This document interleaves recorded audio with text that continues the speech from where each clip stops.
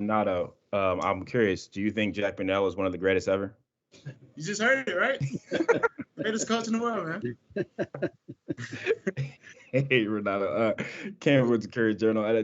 Jack had mentioned, obviously, you guys missed Gonzalez and Boone for that Central Florida game, and they're back healthy now. Just what does that do for the offensive line? And in that time, what did you learn about the group up front? At the time, we know that our brothers were down, so we just try to execute best we could. And but we knew all the 5 that were playing, we knew we could get the job done, and that's what we went out there and did. But with them being gone, it taught us that we're fighters. Through anything, we're gonna fight till the end. We're not gonna give up. We're gonna finish the whole game. You got to play 4 quarters when you play with us, 4 or more.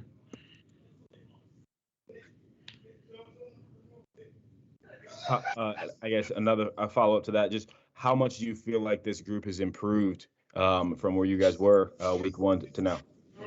I think we improved a lot. Just getting our calls, being more vocal, and communicating better. I think the communication's really improved a lot.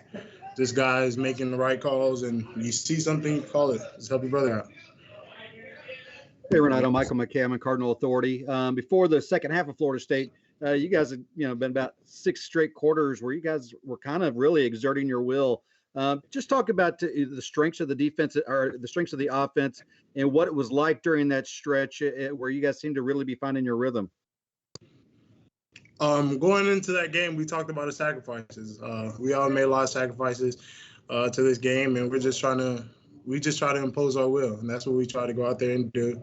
So we just try to be physical and dominate every chance we get. So that's what happened in the first quarter, and the momentum kept rolling, and we rolled with it.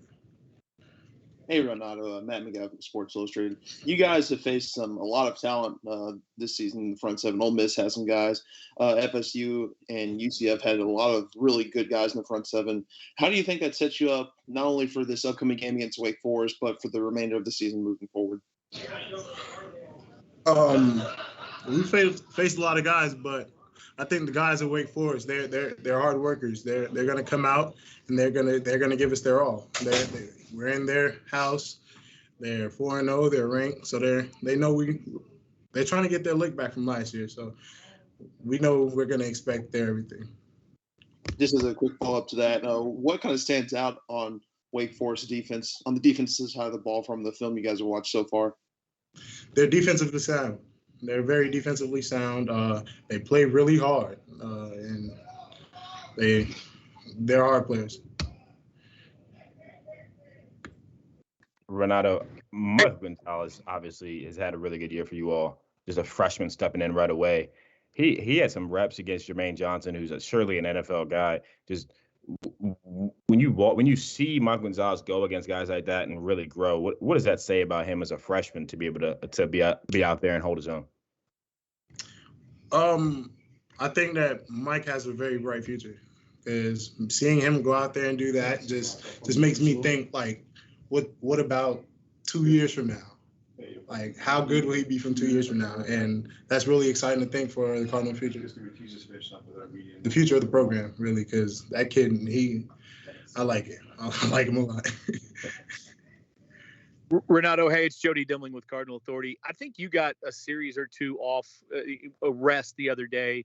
I think, maybe Trevor got 2 as well. How big is that in the second half of a game when you're able to get a series or 2 of rest? I think it's very important, because the fresh legs mean you come off the ball harder. You come off the ball, you move people off the ball. So the fresh legs just keeps us into the game physically, and so we don't get too fatigued.